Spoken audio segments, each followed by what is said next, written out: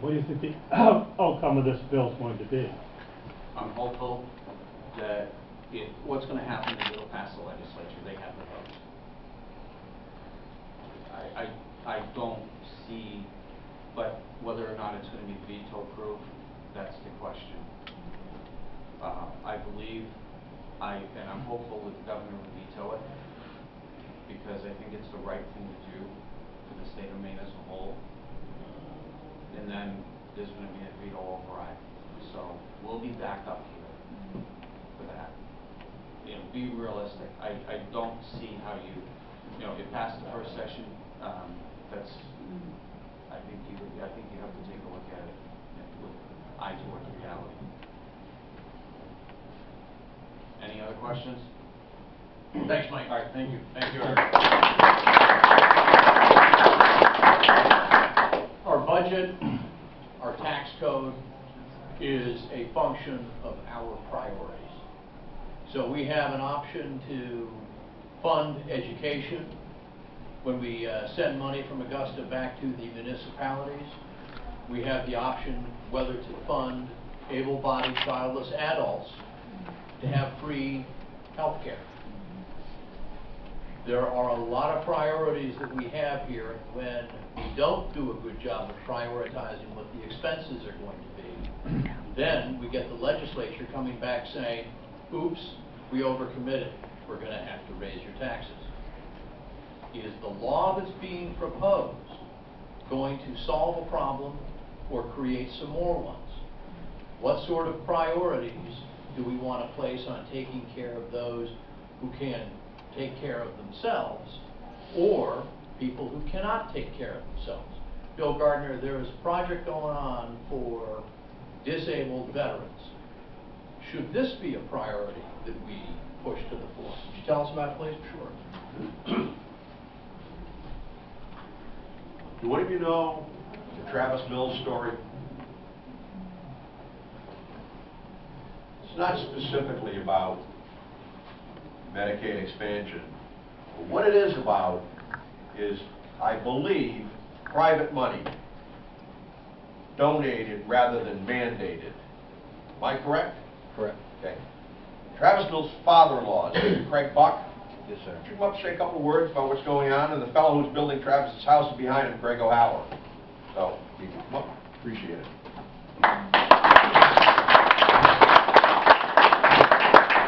Thanks for putting me on the spot, Bill. And technically, I'm not a Maine resident yet, so I was invited here by Bill, because we were going to speak with Bill later. But the Travis Mills Foundation, Travis Mills, and most of you didn't raise your hands that you knew what he was. He was injured in Afghanistan in 2012. He lost both legs and both arms. And he's one of only 5 quadruple amputees to survive the wars from Iraq and Afghanistan. And Travis, he's doing really well.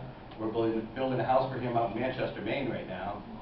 And he started the Travis Mills Foundation. And we also have the Travis Mills Project that's being started up in Belgrade on Salmon Lake. And it's a veterans camp for all veterans, not just disabled, that it was Travis's vision to have a place for veterans to come and bring their families to. And it will be, we're trying to get it funded so that it will be free for the veterans to come and spend a week and bring their families, so the veterans can be together. And it's going to be one of a kind in the nation, where it's dedicated just for veterans, a veteran-only camp, and for their full families. So that's what we've been working on. Bill's going to help us out and doing some fundraising, I'm hoping. And if you'd like to learn a little bit more about it, it's travismills.org is the website, travismills.org.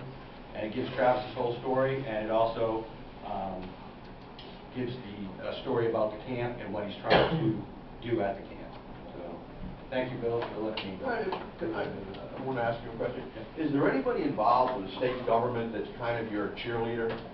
We have one very important person in the state government, Mrs. LePage.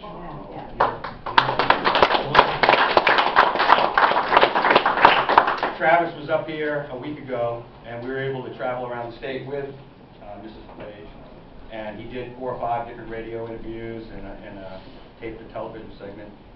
But Ann has been a great supporter, and she's helping us get around the state and get the word out, and just to let people know that this is what Travis's vision was, and this is what he's trying to pay it forward, because he's received so much support over the last 2 years almost since he's been injured, and he's gotten the attention. He wants to garner that attention, I guess you'd say, to help pay it forward to other veterans that haven't received as much support as he has. Thank you. This family retreat, okay, is it going to be like handicap accessible for all people? Yep, and that was the main thing, because Travis is a quadruple amputee. We've already made the camp. We've already made 5 camps fully handicap accessible. There's 29 cabins on the property. So we're working with the current owners right now, and they've given us, guaranteed us weeks for this year and next year to bring families. Last year we brought 5 families from Alta Rita, and another quadruple amputee, a double leg amputee, a single leg amputee, and they were able to enjoy the Maine outdoors. We had adaptive sports program people there. They went tubing. We had people from Cabela's come up and do an archery thing. Travis was able to shoot a bow. The other quadruple amputee, the same thing. They had golf carts that they could drive all around the property. They made it accessible with the golf carts to go right to the waterfront, drive right to the docks. They have a golf course, a little 5-hole golf course, a driving range, tennis courts, rope climbing for family members. At TravisMills.org, we can see all. TravisMills.org. You see Travis's whole story plus the camp, and it'll take you. There's a link to take you right to the camp. Is the video on that website? Yeah, there's a documentary about Travis's story that was put out, and it's called Travis: A Soldier Story. And the trailer to the documentary is there. We did a showing at the Coney High School auditorium in January, and we had 350 people come to that. So, and it's been shown throughout the country. Matter of fact, tomorrow he's staying at my house in Texas right now. Him and my daughter and their baby Chloe. And they're going to Miami tomorrow because he's skydiving on Friday. And then they're showing the movie at the University of Miami on Monday. So he's going to be there. And it's been shown in, I think, 28 states. And there's a link to donate. Correct. Yeah, to the Travis Mills Foundation. There is a link on that. So, thank you so much. Yes, ma'am. If you'd like to get some more exposure, Governor Huckabee on his show, contact them and invite them to get you on. They're very supportive of veterans and any kind of anything that will help better veterans' life. And you Yeah. contact the governor in Seattle. And I think right now we're trying to reach out to the Glenn Beck program also, because they're right in Dallas and we live in Dallas. And I know it's a large audience and very military friendly and vet friendly. Thank you. Thank you.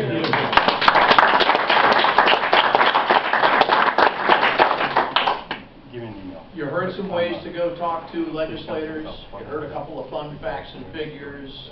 You heard from some current legislators about how to address people in past legislators. How many people can stick around until 12:15? How many can stick around at 12:15?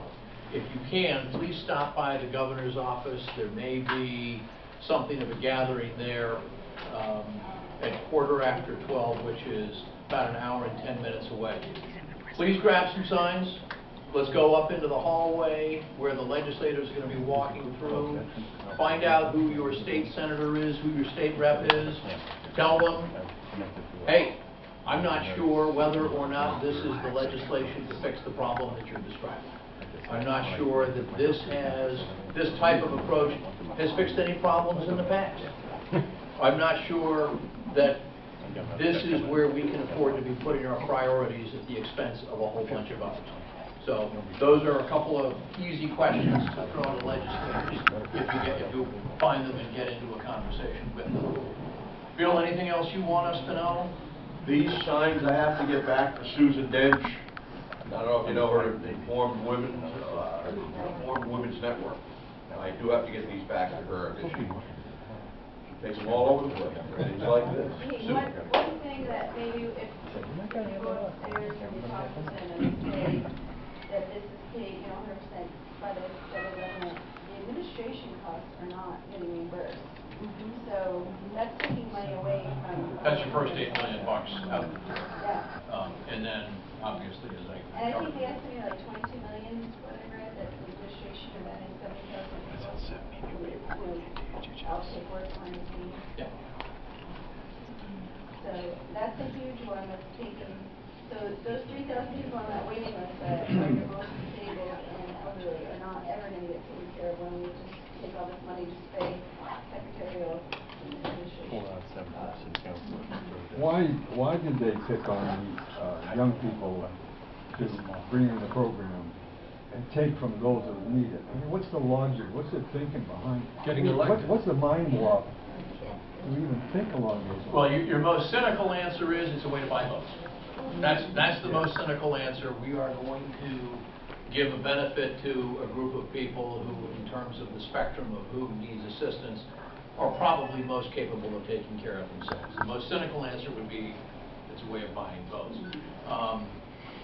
From the standpoint of, does it have good intentions? Sure. But as we've discovered again and again, simply having good intentions doesn't necessarily make for good legislation. Because if good intentions were all you needed for good legislation, then we wouldn't be having to choose between whether to give assistance to able-bodied childless adults or Kirsten Martin's daughter, who is truly not going to be able to go out and fend for herself in the working world.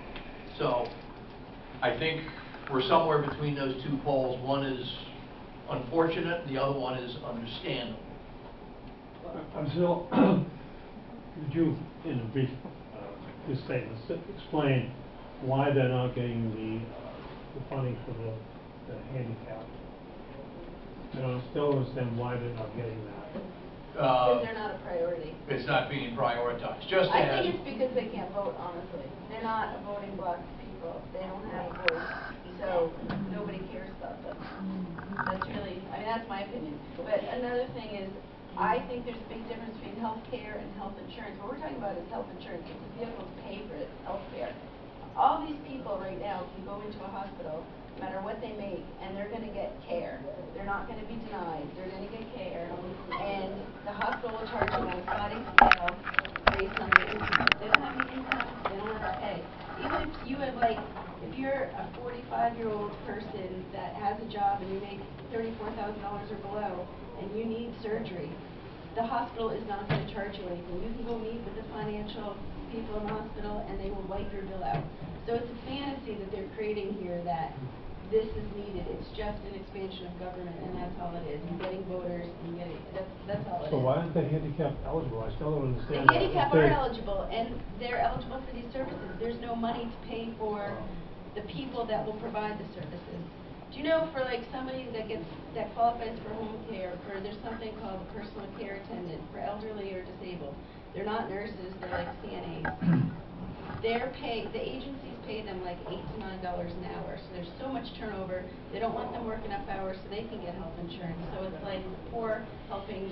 It's just like this crazy system, and there's not enough people in that community to really rise up and make a difference. So they're eligible. And they don't, and most of them are developmentally disabled, so they don't even know that this is going on. And from the people that I've come across in my life over dealing with this in the past 16, 17 years, when parents, a lot of the parents with children that are disabled, they're not disabled, but they're on the lower socioeconomic, status. They don't make a lot of money. So when they're told no, they just take no and walk away. They don't say, wait, I can't tell you how many times I've been told no and how many times, and I just say, no, you're not right, and I'll look up the laws and do my research and call them out on it, and then all of a sudden they're like, oh, yeah, you're right. But so I think a lot of them are just told they can't have that service, and even though they qualify for it. Who would, if it's funded, where would that money come from? Would it be the state or would it be the federal government?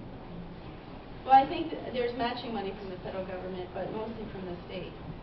So you're talking about this small group of people, and they're just kind of forgotten. I need to get you guys up into this. Sorry. Just one last question. Yeah. When LePage ran for governor, he talked about the step down, taking people off welfare. How has that worked? Was 20%, has it proceeded? So now I'm starting to get into a realm Okay. of government statistics where I'm not as familiar. I do know, and this is where I would say don't take me to court on this one. I do know that those signing up for welfare as opposed to medical welfare has declined. I do know that number has declined. I don't have a percentage figure Well, I can speak for a it. little bit on it. In my job, I do property management, I own low-income housing, so I have to go through everyone's stuff for their income and do those verifications. Since LePage has been in office, he did start doing, this is something Clinton put in with welfare reform back when he was in office, the 5-year cap on TANF. Maine was never doing it, now they started doing it, so I have seen my tenants losing their TANF and having to get jobs and figure things out. So it is happening. They're not happy about it, but it is happening. So you lower the income level. And that's, Well, there's period a of time. 5-year cap on TANF, which is temporary need assistance for needy families, so you have to have kids. And like a family of 4 can get like $800 a month. And they also qualify for housing and food stamps. So if you add it up, they're doing quite well. And so you're supposed to, but Per the child? program is, you're supposed to, no, per family, but you're supposed to, but when you have Section 8 and your rent's $200 a month and you're getting $800 a month in food stamps, it's, if you have enough kids, you can get quite a bit of money. But the thing is, they're supposed to go through schooling and there's an Aspire program and work on getting off of it. A lot of people just weren't doing that and just staying on it, and that's how they survived, or they worked under the table. Now, they're having, after 5 years, boom, you're done. So if you use the program the way it was supposed to, you're fine. If you didn't, you're struggling, but. Victor Ardelli, and then I'm going to let you. Yeah, I just want to say, unless you absolutely had to go buttonhole a House member, I just happened to be peeking through that window there. The entire Republican Senate delegation is right next door in that conference room if you want to buttonhole them when they finish their meeting. Thanks, They're all in Or there. stand at the window with this. Yeah. Thanks very much. Terrible. And we'll see you this year in the